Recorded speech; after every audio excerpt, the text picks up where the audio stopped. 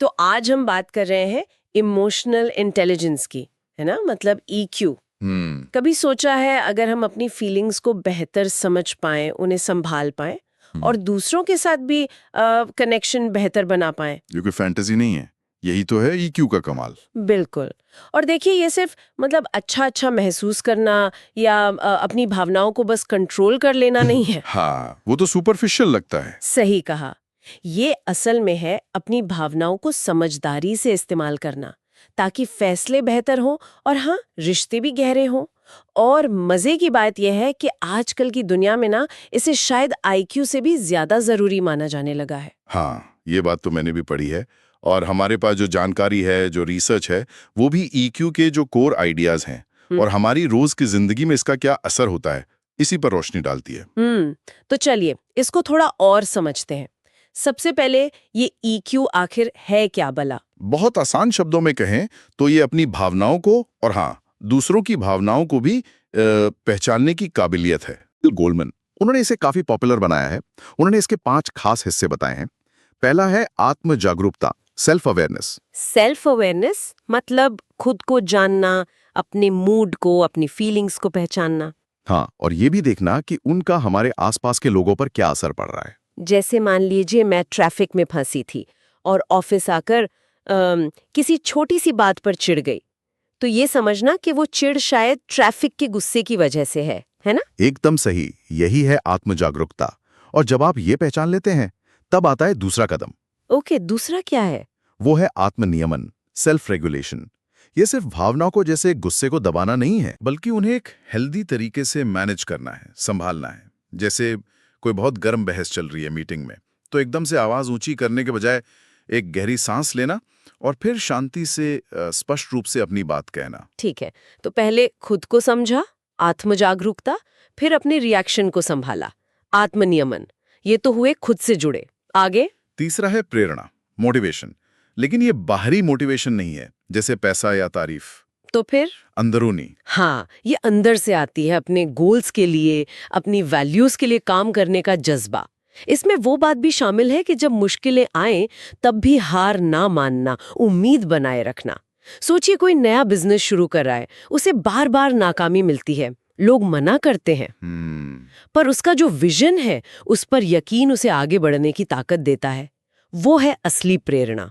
समझ गई, ये अंदर की आग है जो जलाए रखती है। अच्छा, अब आते हैं दूसरों पर। चौथा शायद समानुभूति है, एम्पैथी। बिल्कुल, चौथा है समानुभूति, एम्पैथी। और ये सिर्फ किसी के दुख या खुशी को समझना भर नहीं है। अच्छा, उससे ज्यादा है? हाँ, ये है खुद को वाकई उनकी जगह रखकर महसूस करना। जैसे कोई टीम लीडर है, वो ये न सिर्फ देखे कि टीम बहुत थक गई है, बल्कि उस थकान को महसूस भी करे। और फिर कुछ करे भी शायद। हाँ, बिल्कुल। फिर वो शायद काम का बोझ कम करे या डेडलाइन बढ़ा दे या और मदद दे। ये सहानुभूति से एक कदम आगे की बात है। हाँ, ये बात तो गहरी है। सिर्फ महसूस करना काफी नहीं, एक्शन भी लेना होता है। ठीक है, और पांचवा हिस्सा? पांचवा है सामाजिक कौशल, सोशल स्किल्स।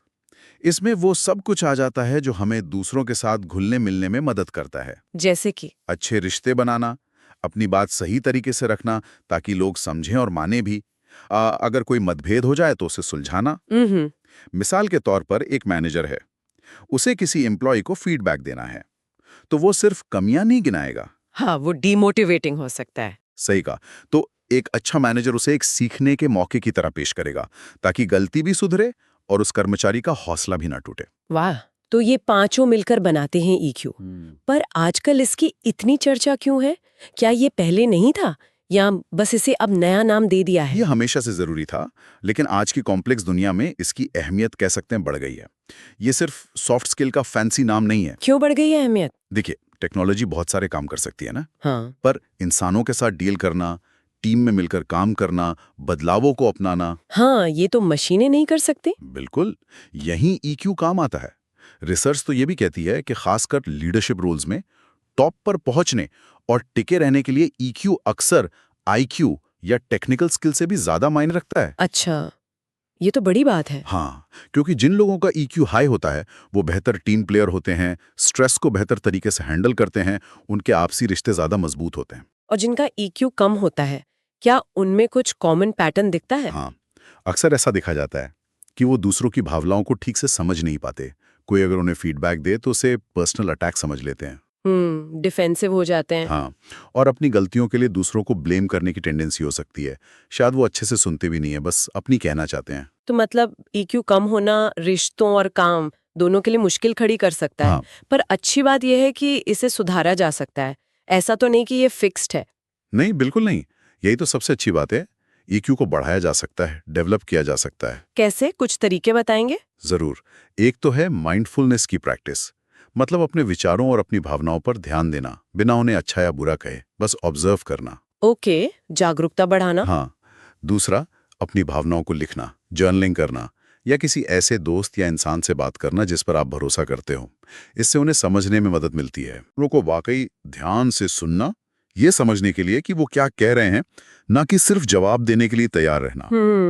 ये मुश्किल है पर जरूरी है। और एक और अहम बात, फीडबैक मांगना। भरोसेमंद लोगों से पूछना कि भाई मैं ऐसी सिचुएशंस में कैसा लगता हूँ, मेरा व्यवहार कैसा होता है। अच्छा, दूसरों का पर्सपेक्टिव लेना। जी, ये सब तरीके मिलकर ईक्यू बढ़ाने में मदद करते हैं। तो कुल मिलाकर बात यह है कि इमोशनल इंटेलिजेंस का मतलब ज्यादा इमोशनल होना नहीं है, नहीं, बिल्कुल नहीं। बल्कि अपनी भावनाओं को लेकर ज्यादा इंटेलिजेंट होना है, स्मार्ट होना है। सटीक कहा। जब हम अपनी भावनाओं को समझना और संभालना सीख जाते हैं तो लगता है जैसे हम अपनी लाइफ के ड्राइवर सीट पर आ जाते हैं, अपने रिश्तों पर, अपने काम पर, अपनी पूरी जिंदगी पर बेहतर कंट्रोल पा लेते हैं। बिल्कुल सही।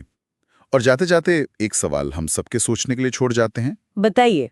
रोजमर्रा की बातचीत में, खासकर तब जब हम किसी से सहमत नहीं हैं, उस वक्त भी समानुभूति दिखाने के लिए, एम्पैथी दिखाने के लिए हम वो कौन सा एक छोटा सा रियल कदम उठा सकते हैं?